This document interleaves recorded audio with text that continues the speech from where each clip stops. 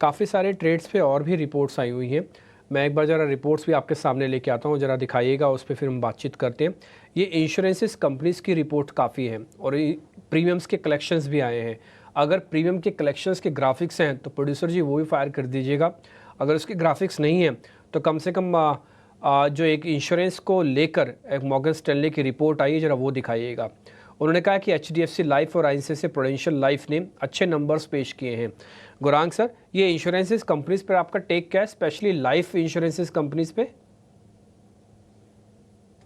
David जी, विचारधारा और सोच समझ ये कहती है कि आने वाले समय में जो न्यू इंश्योरेंस प्रीमियम की रन रेट है वो काफी तीव्र गति से ऊपर जा सकती है, और उसका कारण ये है कि लोगों की सोच समझ, अ, जीवन बीमा अगर आपको लेना है तो टर्म इंश्योरेंस लीजिए, और उसके साथ साथ आप एक अच्छा सम एश्योर्ड कीजिए, जिससे अगर आपको भगवान न करे कुछ हो जाता है तो आपको आपके परिवारजन को एक अच्छी खासी मोटी रकम मिलेगी। आप यूलिप वगैरह प्रोडक्ट लेते हैं तो वो मेरे ख्याल से इंश्योरेंस प्रोडक्ट नहीं है, जहां तक मेरी समझदारी है। तो और ये हमने देखा है पिछले 2 तिमाही से जो न्यू इंश्योरेंस प्रीमियम की रन रेट है वो काफी अच्छी तरीके से ऊपर गई है। HDFC life, SBI life, ICICI prudential और LIC, ये चार जो कि दिग्गज माने जाते हैं जीवन बीमा से जुड़ी हुई कंपनियों की, अगर आप सूची तैयार करें तो, और इन चारों पर ही लंबी अवधि के लिए खरीदारी की राय है। आप खरीदारी की राय दे रहे हैं, आपने कहा चारों कंपनीज बेहतर हैं, चुनाव आप अपने आप से कर सकते हैं। अगर आपको ऐसा लगता है कि मैं एक से दो कंपनी पोर्टफोलियो में डालना चाहता हूँ, ज़रूर डाल के रखो। इंश्योरेंस जब आप ले रहे हो तो इंश्योरेंस कंपनीज को लेने में क्या दिक्कत है? जब आप ले रहे हो इसका मतलब पूरा देश ले रहा है। जब पूरा देश ले रहा है तो एक कंपनीज की बैलेंस शीट स्ट्रॉन्ग बनेगी, और जो प्रीमियम कलेक्शंस के नंबर आए हैं अक्टूबर के अंदर वो भी काफ़ी बेहतर दिख रहे हैं। तो HDFC लाइफ और ICICI प्रूडेंशियल, इन दोनों पे रिपोर्ट भी है मॉर्गन स्टैनली की बकायदा, कह रहे हैं कि इसमें काफ़ी स्ट्रॉन्ग दिख रहा है, और गुरांग सर की लिस्ट में भी है ये चारों में। वही और रिपोर्ट भी आई है, वो है यूनाइटेड स्पिरिट्स को लेकर। कंपनी कह रही है कि 1650 तक टारगेट है इसका, और 14% का अपराइज है प्रिवेलिंग प्राइस से।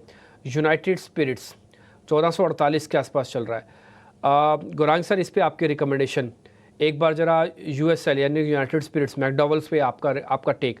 ये जो कह रहे हैं 14% बढ़ेगा, ये इस वजह से बता रहे हैं कि कंपनी अच्छे प्रोडक्ट लेके आ रही है मार्केट के अंदर, इंपोर्ट्स टैरिफ में थोड़ी कमी आई है, ये बता रहे हैं।